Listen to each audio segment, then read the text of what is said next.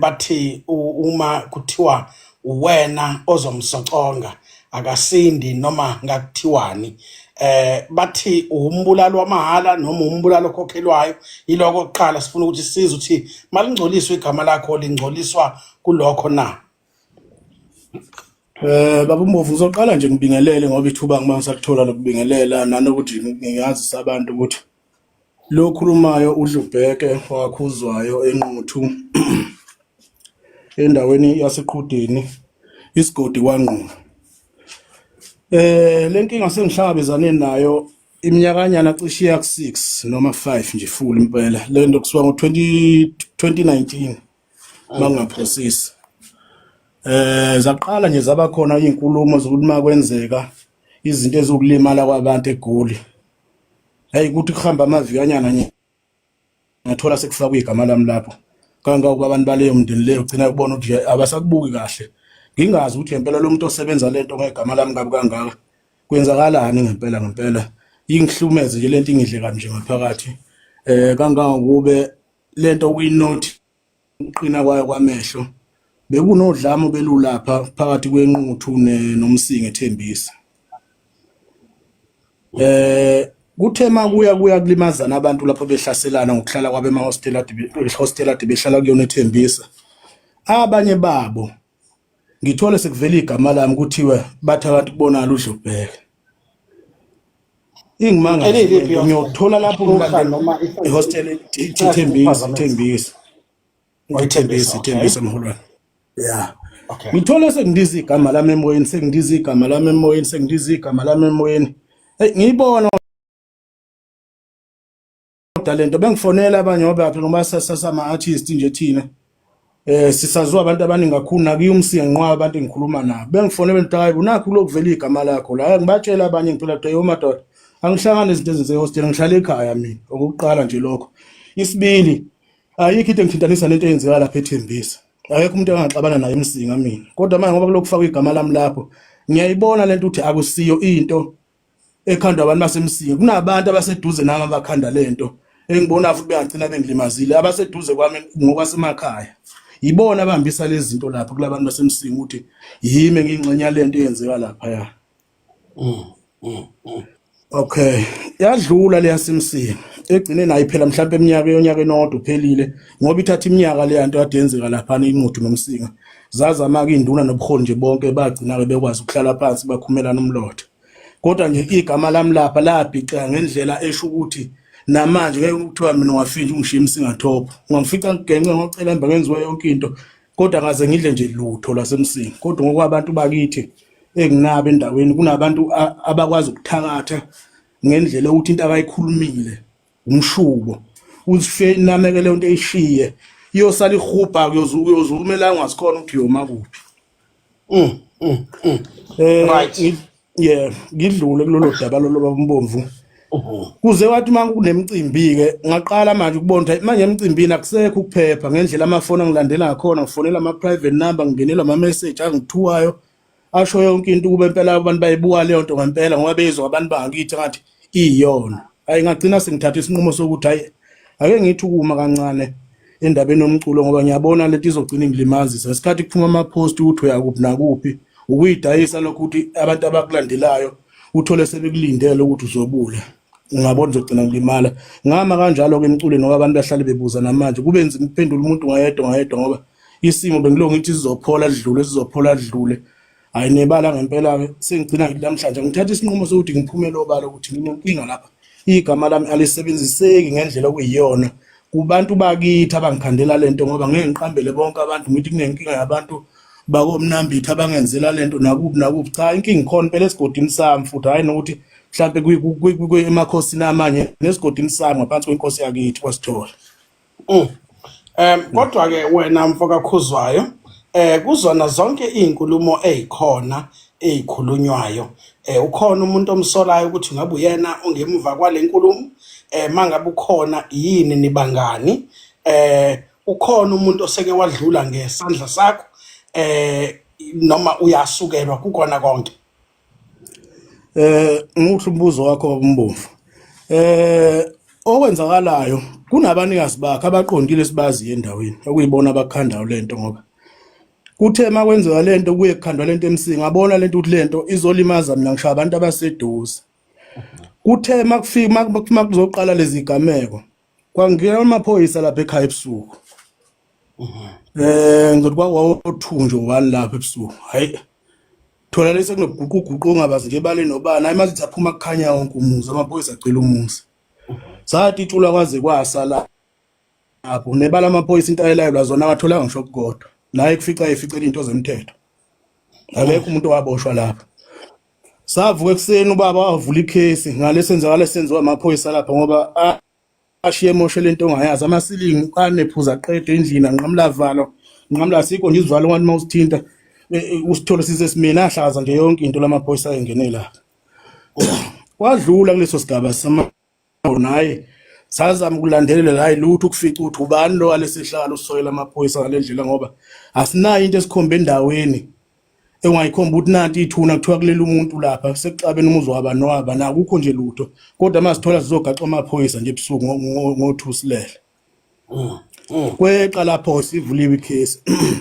kweqa insuku zambili kwathi lolu lwesithathu yaphinda futhi lento esiphakathi nobusuku nablo guquguqu futhi nezisha exakile ebaleni hayi mawuthi kuyakrotshwa amafastela akusekiwe amaphoyisa namhlanje akukhanyi lutho nje ebaleni ukhomba isile abathi abantu ebahoga abantu abancenge ngoba bancenge emthangala ngoba thina sisendaweni esentabeni kunemthangala lama nelokhunjana namagoqo into enjalo nokuma ngendondo zindla ivele into ikhonkotha lezisha kwathi nje mhlawumbe emva ko5 minutes kwaqubuka umlilo ebaleni sebeshisa imoto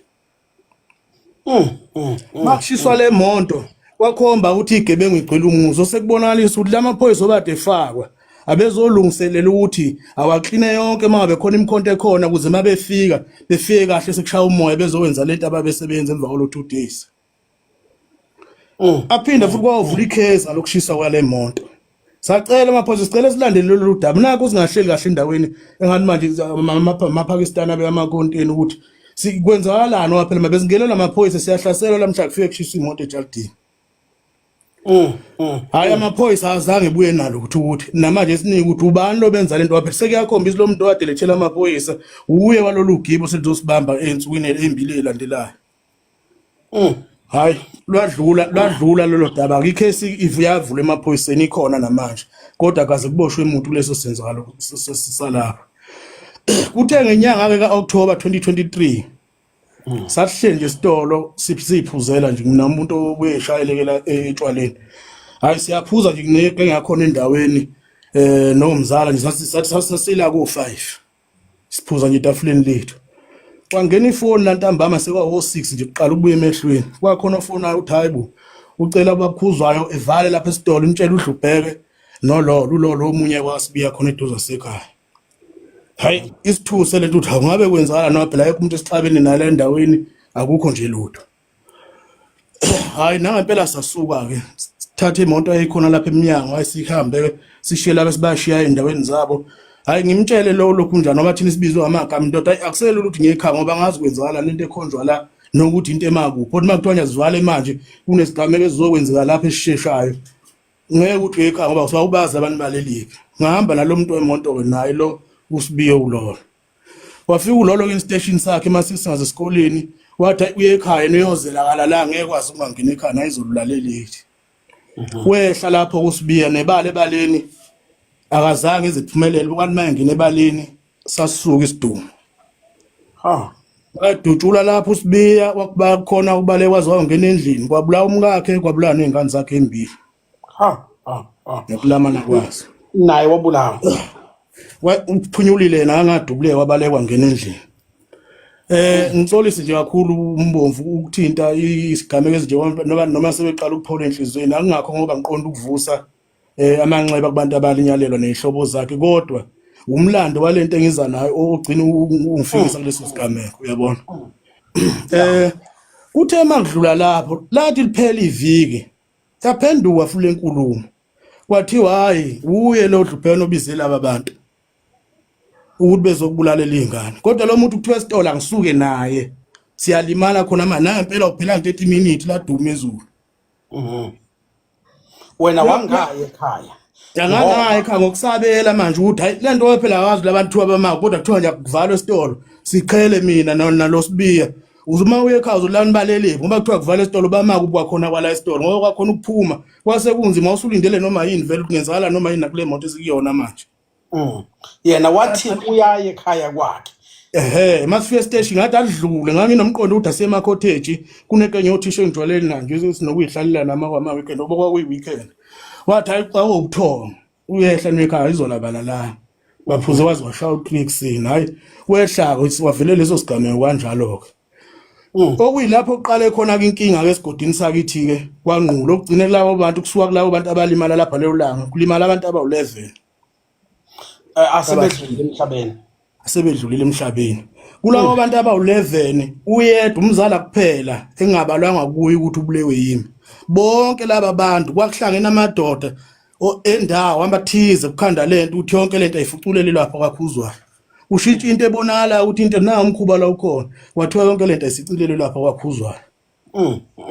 Wena kwalezo ngane ngangikhonjwa ebusweni kanje thiwa uwena Dlubheka ubuleli izingane zakithi hayi ukuthi kwakuthiwa sisola ukuthi ngangikhonjwa komuntu ebusweni hlanhla le yanto amaphoyisa azoyisebenza lento ezibambe zonke lezi gebengu ezibulalele lezi zingane.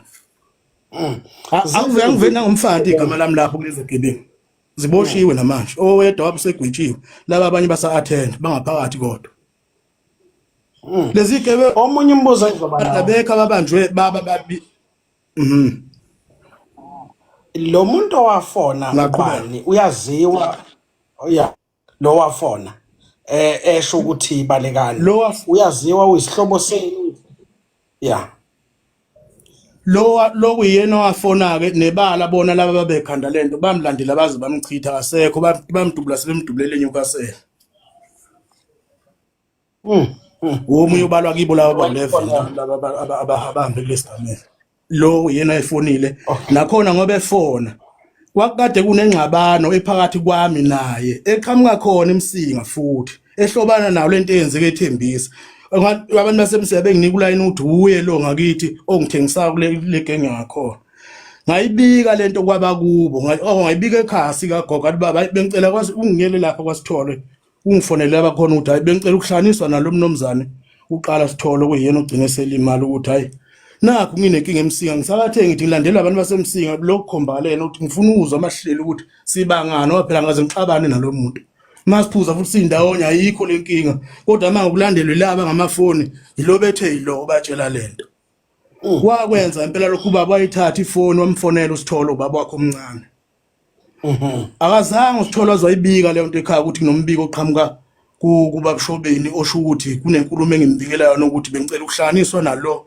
uSitholo ugcine sebe na umufi eNewcastle wahlala nawathula leyo nkulumo leyo yangilandela lenkulumo mangiphume enquthu ngithi ngeplazini hayi kube nefoni futhi engingenelayo yakhe lwasemsinga ethi uyabona ke mngani wami kube ngifuna ukushaya ngabe sengiqedile njengamanje uqeda kungifonela uSithole uthi uphuma lapha enquthu yeplazini nampela ngiqeda ukungena eplazini ngabona lapho lento yangidimaza sengiyibikile kuphela amaviki ayikhulunyi yenyangeni manje ngathatha isinqumo sokuthi angicela amaphoyisa engilele lo muntu ayawangibambele manje ngoba ngiyabona ngiyalimala la nangempela amaphoyisa ambambe ethi uyegoli lo muntu uyena olobe emkhombile lapha ukuthi uyena wenza lento silungisa lolu daba ke nase sihleli phansi ngithi Sithole kwangeke kufike ekuthenini ngibophe ngamaphoyisa ngoba ngangibona ukuthi ngiyafa uSithole masifike emhlalweni zathola ukuthi umsula kulento akazilutho kusho ukuthi khona abakhanda emva kwakhe ukuthi lento ayibukakala sengathi uye lo kusho nawo omunye wayeshama ubuka ukukhanda kwalento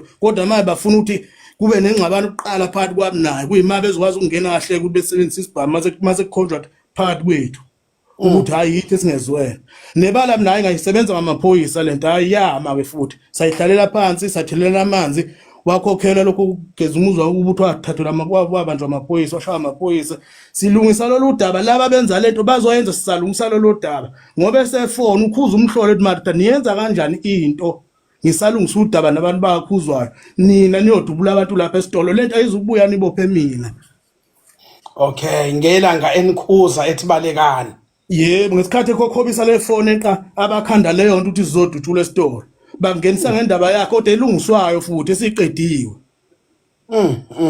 uvika lokho ke lento izobopha yena ngoba kuyobulawa labantu lapha esitolo wakhipha le phone kwafona sasuka ke esitolo nebala kusibiwa linyelelwa izingane zaphela yangilandela ke lento wasibiya ngikhonjwa bukhoma la sekuboshwe lezi igebengu ibanjwa ngawani ngawana sikho ibanjwe sabhangqa nesinye angiveli nangomfanti igama lami lapho kodwa lapha endaweni ngikhandela istrategy sokuthiwa yimi engibulela izingane zakwasibiya baboshiwa abantu aliveli igama lami lapha kodwa ebantwini ngimuncu lokhu ongakwazi ukungenzeka noma yini egcine leyo nto yenza uhlaselwe ekhaya kubuyelwa amagemgemi ubaba nje unenhlamvu emzimbeni yizo lezo gameko lezo. Mfowethu singeke sisho okuningi esizothi siyafisa ukwazi ukuthi seniyazi nje obani abathintekayo kulento empini yamatekisi yaseFaraday igama lakho liyaphinda lithinteke futhi lapho ngithi usitholo osanda kulimala igama lakho liyathinteka lapho futhi.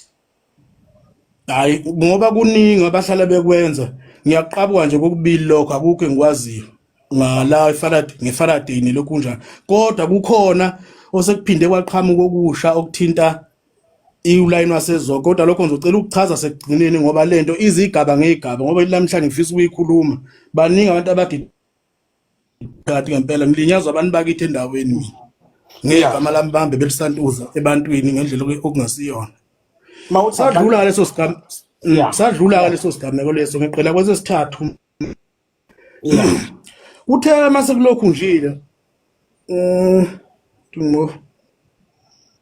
ngayi ngaboshelwa imoto eGoli hayi ngithe mangiboshela imoto eGoli ngiwa ngithi ngiyokhipha le moto ePitoli hayi ngafika sekulate bathi ngizoyithola ngeMonday waphoqa ukuthi ngilale eGoli ngithe nje ngene eForce Lawrence ngivashela abafuyi nje lapho babe ngihlasela bona labantu bangakithi abekho manje laba semseng ngihlasela laba bendawo engake singaxabene nalutho nabo but leyo bazobambakala bababona isigameko singakasuki bahlakazeka babuya sebengibamba ngamaphoyisa khona lapho emgcobe lamaphoyisa kwajikila hayi amaphoyisa manje ngithatha lapho efike ezongithatha ngemethe ethi ngala omunye ungcobo wakhona ngakithi enquthu ngithi hayi webhuti lo muntu okhuluma ngayo umuntu ebengizona naye kakhulu futhi washona ngiseThekwini bengihlala emobeni right angihlangana nalento ngibalela kuyona lileli iphoyisa hayi lethu 30,000 ngeke sikufake ngaphakathi ngithe yani leyo mali hayi lathi mfowethu mawubumala unazo ugcina sikuvalele usho ukuthi uyobhela usubhela ngaphakathi ithi angihlangene nodwa lento ngibophela yona lo muntu washona ngiseThekwini esitutulelwe eGoli hayi bangibopha ngahlala 3 months wonke ngaphakathi eBosberg kwafika inqwaba ke amaphoyisa asethembisa ke eza manje nalezi ntathe ngihlale ngibalelwa zona ngisese ekhaya ngaqala lenkinga ekhaya kubulala kade khanjiswa zona phambili afika ngamakhesi ngiyothi amakhesi amathathu abantu ababengibhale kuwona hlanhla le ngathi ifoni ngakwazi ukuthi ngiyithathe ngafika ngishiya kwi reception ngaphandle ngathi ngicela ukuthi sihambe nabo selapha e-reception ngacela ifoni ema security nanginika bekhona la ngayivula bathi angifaka kuphethi ngayifaka ngathi ngicela lama date eninawo lo WhatsApp ama udelete into yahlala no 3 years nakulo WhatsApp noma nguvuselela kuphuma lutho nithe konke lama date enibala kuwona lezi zinto engikhulunyelwa zona ukuthi yimi engenza lento lapho ukuthi ngangiphasiphetha nobani ngithini ngikuphi ngoba ngihlala ekhaya mina ngihlala la eGoli hayi amaphoyisa nampela ethi ayangena athola ukuthi into elandelene lapha ukho nokukodwa nje ukuhlobana nalento ayenzeka lapha into abayithola amathe ngangisekhaya futhi la ngangisuke ngikhona ukhomba ngangisuke nginabantu indlela sasikhuluma khona ngo WhatsApp sikhulumela into engathintani nale yanto hayi lalela iphoyisa mfowethu hayi siyabonga ngoba ifoni sishesha silapha ukho engabe sisakubanga la noma futhi masibheka ngokuline esiwenzile amafoni akakhomba ukuthi ayedonsa ekhaya ngelanga lalo wesibili umufi ukhomba ukuthi wawuse bakhomba ukuthi ibhetali sasuke uyozingela eMpumalanga ngaleyo la ngishona lo munye ngibalelwa kuye kulento hayi bengiyeke lapha likho icalela ngithathela sethembisi ngokubamisela ukubodwa impela mabengena efonini yami ayikho into ehlobana nalento ebhalwe lapha phansi hayi ngaphuma ke lapho ngaphandle ngabuyela ngaphandle okay kuthe sekudluleke lapho kweza ke udaba osekuyilona manje lezi ukuthi ngisukumele lento ngoba ngiyayibona lento iqala yamanga kodwa egcineni kwakhona igcina isilima sabantu kwanami yangilimazisa isibili yangihlukumeza emaphoyiseni ngihlushwa amaphoyisa into engahlangene yangihlukumeza kakhulu kuthe ke ensukwani nje inyanga ephelile noma elandelwe ephelile ngiqale ngingenelwa amafoni abanye odriver nje ngiphila nabo ayibona ukuthi kwenzakala nakho lo kuthinteke ezintweni ezithinta indaba zako zonke. Ngithi kusho ukuthi sebeqala phansi ke labantu bakithi ngaqala kwenze njalo kusho basemva kwami bafuna ukungijuphula manje. Bethi ayikhona umuntu othinteka kuye lokuthiwa hayi uwe olimazele ngidom futhi ngisekhaya negoli ngakhansela ngo2019 angisondeli kuleyo ndawo. Bengiza mangizorekhoda kuphela mangiqeda futhi ngibuyele ekhaya ngihlala eGoli ngithanda. Hayi ke kuthi mangisasola lento ifuna uqalwa phansi khona kusho ukuthi umuntu okhokhobisa lento ngoba udlamela kangqulu wakhuzwa nge3 January. Kwavunyelwana ukuthi akekho umuntu ozophinde sondelane nomunye ngokubi yasihlanganisa inkosi nezinduna zayo kwavunyelwana oyedwa osesayidini lalaba kade silwa nabo wazi wathi ucela ukukhuza abantu abadala ngoba yibona abaphambili kulento. Omunye wabo abantu abadala bebasho engeke emhlanganweni ngoba engafundi ukukhulunywe lento iyaqala futhi iyaqhubeka manje makufuna ukuthi ngithola kufakwa igama lami engibona ukuthi ukusala kwakhe emuva babevele besalele khona lento ukubona beqhubeke nalento ukuthi aqhubeke kulimala abantu endaweni uzinzo lingabi bikho. Ngayithula ke leyasifarathi hayi ngiyilandele endlela engilandela ngayo hayi ngithi ngiyayifica ikhomba futhi khona abantu bangithi abasedenkeni abakilo leli side ade futhi kade sihlaselana nabo. Alright kuyadlula leyo sekuyilena ke manje ka baba uJobe osanda ukulimala ebuya futhi. Ngiyathola manje kufika amaphoyisa eplazini. Eplazini ubaba ufuyele khona mina inkomo zami isekhazo. Afika amaphoyisa ababulala abelusi ngenduku amosha nje lonke into endlini akukho belusi akukho lutho nje lapha kubaleka umuntu inkomo ehlezi zodwa lapha eplazini. Amaphoyisa afika athi afuna mina ngithinteka le ndabeni eRasithole kuthiwa ngihlala la. Banana belungu ngithi indaba engasithole kulo muntu ulimale ngisestimela eMall eMpumalanga bengino 2 days ngifikile eMpumalanga kuleli lovukulelo. Hayi iqale lento ngiqala ukusuma manje ngiyifune manje ngoba police station seGoli uthi hayi ngicela uma ube banalo ulwazi ukuthi ubapha abaphethe leli case kaSithole mabe nganje eMpumalanga estimela Mall eDeponet ngangihleli khona cishe sahlala 5 hours ukusuka ntambama ngo5 cishe sahlwana ngo8 la sahleli khona. Kodwa kumanje ekhaya ngoba kusena lesimo kunomkhuhlane omama basazilile akulali umuntu ekhaya ngendlela amaphoyisa afika kwakhombisa umonakala wenze ngakhona eplazini lamaphoyisa mayefika lapha ekhaya ngekusale emuntu ebaleni nge-information ekhishwa abantu abalahla umkhondo olandelwa amaphoyisa basebenzisa abamaphoyisa ngenhliziyo zabo ukubona basaphethe lento ubakhuzwayo akumoshakale. Kunjalo embovu elimala uJobe lo useMall bukhona ubufakazi bokuthi wawusempumalanga eMall indawo okuyona yayinawo amakhamera kukhona ukufakazisayo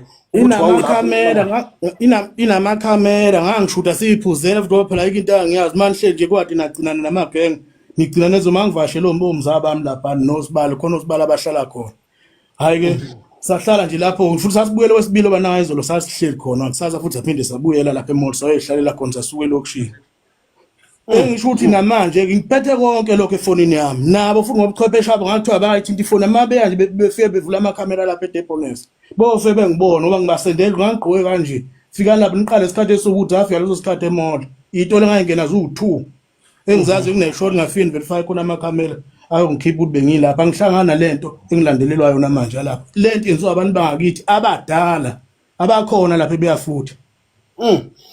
Ukuthi amaphoyisa namhlanje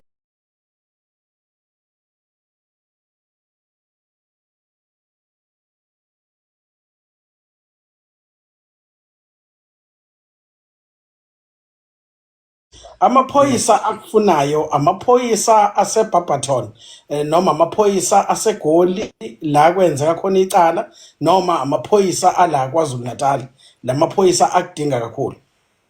Ngabe ngikhuluma iphutha webhuti ngoba ukufika kwawo lapha akekho wayewazi ukuthi asukaphi akanjani kodwa nje afika afuna mina lapha athi kuthiwa kunomuntu engimfihlela ngithi ngihlala ekhaya ngihlala nakhona eplazini yama siyosebenza nje inkoma belusa abahlala eplazini. Wena usuke wawenza mhlawumbe izaba zokuthi uye uhanjiswe umuntu omdala noma ummeli emaphoyiseni ukwazi ukuthi uyoclearisha igama lakho usuke wasondela emaphoyiseni station esiseduze.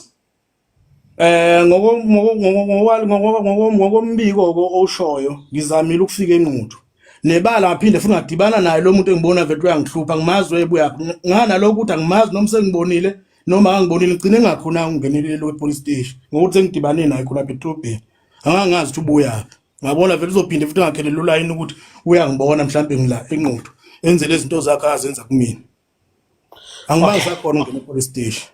Okay. Kodwa unaso isifiso sokuthi uxhunyaniswe namaphoyisa kuze amaphoyisa ngoba kubalekile ukuthi alenze uphenyo kubalekile futhi ukuthi usondelane nawo ngoba kuba buhlungu ikhathi eziningi mangabe kuba yiwona agcina ekuthola asisho ukuthi khona ayakwenze kona ayakubophe kodwa kwesisikhathi ngoba phela asuke engabhaliwe kokunye ukuthi asuka amaphoyisa nawe mhlawumbe usukuyitshela ukuthi yibo laba enijahana nabo uyithole sekudaleka inkinga engenasidingo. So kubalekile ukuthi uma udingwa amaphoyisa usheshe usondele kuwona uyilungise nawo eyamaphoyisa. Siqale sixolise mfowethu kakhulu ngobuhlungu balento. Uthe ubani umuntu owenza yonke lento? Ngeke ngikwazi ukumdalula la kodwa mase ngiqonde namaphoyisa ngiyawabeka nje caca amagama abo ngoba lento yomoya ingagcina ithatha iyosebenzisa igama ngendlela ongasiyona kodwa ngoba kuhle lo amaphoyisa ngifuna ukudibana nawo ngoba sengigcine ngifonela amanye athi ayangifuna kodwa akukho engibonile kodwa umuntu amfunayo athi kuthiwa ufihlwe yimi engimondlayo ngithi ngimondla ngani ngoba ngino2 years zonke mina ngingasebenzi ngihlalele ekhaya ufihlwe yimi ngimfihla kulo. Yabo sizwa kahle. Right. Mawuthi amaphoyisa ase South Africa noma ungekube nasiqiniseko akhona osuxhumana nawo ukhulumisana nawo mfowethu siyazolana nawe kakhulu nathi siyi-clean governance sizozama ukulekelela ukuthi amaphoyisa ase South Africa sizwe ukuthi ungalekeleleka kanjani ukukwazi ukuthi udaba lakho luphatheke ngendlela. Kepha ke asikuthembise nakho uma ukuthi osolwa kukona kuyikona asinawo amandla ukuthi siphikisane nengalo yomthetho. Kepha ukuthi ukwazi ukuthi ufike uphephile emaphoyiseni singakulekelela kulokho. Siphinde sithembe ukuthi mfowethu uzokwazi ukulekeleleka igama lakho liclearisheke. Angithi wena uyaqinisekisa isizwe silalele sonke mfowethu awuyena uJaskey. lutho Mbomvu uyabona manje nje into engakwenzela yona mathiwa nje kuye endaweni yakithi kwakhomolo ngaphezulu ubuze nje likhona nilanga elilodwa la wabona uDlubheka ukuthi ukhombe bani wakwakhomba bani esibhamu noma kwenzani waba nje selwa nobani uhlupha abantu kanjani nodwa umbiko ngokuthola kodwa abantu abakhanda lento ezizweni kugcina manje ukuthi phela mina nginegama lilula igama labantu bayalazi kulutho umuntu emukela into akayizomuntu ewumakhelane wakhe ethi hayi lo muntu njani lo muntu ukhanda into yakhe ewubola nje kulo muntu akalimaseke isibila sipikisana amaphoyisa ukuthi awenza umsebenzi wawo mawukhona kufuneka kwenza kodwa abantu abese ukusebenzisa amaphoyisa ngendlela ongesiyona entweni esuke ilandela umuntu ethatha amaphoyisa basele ngokuthi yena ufuna ukuthi kuhlukumezeke lo yamuntu wase nenjongo ukuthi kufuna abe lo yamuntu ulele phansi ngomthetho. Kubhlungu bakwethu asike sikucacise lokhu umculi lo ophila ngawo umculo so ke sizwa ubhlungu ngoba uthi umsebenzi wakhe useze wawuyeka ngoba ufaka impilo yakhe engcupheni akakwazi ukuthi aqhubeke asebenze namanje uthi usekubhaceni akakwazi ukuthi bazile kahle beumndeni ngoba kunenkinga ekhona ekhaya and kumphatha kabi ukuthi kuzoba salimale umuntu kukhonjwe kuyena kuyinto ebhlungu uthi bangaka abantu asebekhonjwa kwena bawu10 laba nje abalimale ngodlame umzala kuphela ongakhonjwanga kumina kodwa bonke laba bakhandi lokhu njani ukuthi akuba abantu ababekwe egameni lami kuthiwa uDlubheka obulele bonke labantu makuhlangela imihlangano community efunazo zonke lezi zinto phansi usho ubuze emhlanganweni ukuthi lo muntu obantu uhambe kimi ngangabangani naye nje kodwa nje ilanga elilodwa phela ngikhuluma abantu bala endaweni ukuthi ubani ongasume ngangaqabana lo muntu sibangana ukhona umuntu ongaphuma kube yobulala umuntu wazimbulala likwenza kwaze kwanzima awuyitholi impendulo bathi ubabulala nje bamama futhi kusho kunandisa ngobe yini ngoba phela lento iyangidida ukuthi mase bekhandile ukuthi uthimi ngiyavuma uthimi ngimbulaleleni lo muntu benzeni waweza ukuthi ungicabene naye kubathi sibangana kwaze kwanzima abantu base-South Africa. Clean Governance has been requested to air this evening. Nangu umntwana wezwe lakithi eSouth Africa ofisa ukuthi aclearishe igama lakhe. Mfowethu kulungile, siyabonga ngesikhathi sakho. Sizozama nathi ukuqinisekisa ukuthi usizo lokuthi ukwazi ukuxhumana namaphoyisa uyalithola, kukwazi ukuthi kulungiseke udaba lakho. Kepha siyakuthembisa ukuthi uma unalo icala asinawo amandla, asinako esingakwenza. Angithi wena uthi cha lutho akekho uhambe ngesandla sakho kulabo abahambile. Nisho yedwa mfowethu ngoba nalamhlanje ngihamba leli cala ngisho abakubomufa bazi ukuthi ngaboshela into yakubo, akunafakazi akunalutho nje, ngakuyonandiswa nje ngami lapha eBosberg. Okubuhlungu kakhulu amaphoyisa maye ngibopha, ngiyathola ngaphandle angena ema-oneni ngokuhlukana kwawo, athatha imali kwelinye athatha 30,000 kwelinye athatha 20, athi ngithi ngangithunywe yiwo lawo ma-on. Ngiyaphuma ngiyanuka phuwe ejele ema-oneni ngento engayazi yodwa, amaphoyisa asebenza ukuqoqa imali ngegama lami ema-oneni ngaphandle. Yabona Bani lo hlelayo eceleni? hayi uyikhulumela ngefoni lo ngasho. Oh, okay. Right. Sesiqeda mfowethu uthi noma ngakuthiwa kwenzekani wena uclean, awunasidumbu, awunamuntu ombulele, kukona konke lokhu uyasukeleka. Njoba ngitshela nje mfowethu na ifoni mhlawumbe mina neminyaka elako 6 ngiyiphethe angazi ngiyishintshe. Ngakhuluma manje athathana ifoni yawenza zonke umhloli beni. Anginayo into engithinta la kundikhona umuntu engawabulawa yimi nezandla zabo. Okay. Kodwa ngegama labantu asebelakhile ebantwini mabefuna ukubulala ngesikhathi bekufaka leyo nto. Namanje njengoba ngiqala ngiyibika lento, angibhekile umuntu wasithola ozoza kimi la akuvele khona umkhuhlane. Kuyibo laba seduze athi kuvele kuliwa nabo ade belobe behlasela ekhaya bafuna ukuganga. Kubafuna kube nento ezokuthinta ngathi kunomsindwana khona lapha mase beqhamuka ngemuva befaka induku. Kwaze kwanzima.